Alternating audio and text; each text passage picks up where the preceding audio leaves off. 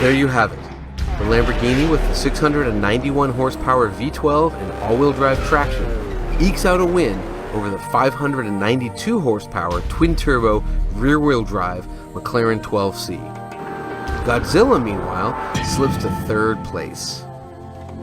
And the Subaru BRZ was just happy to be invited to the dance. Let's take a closer look at the finish.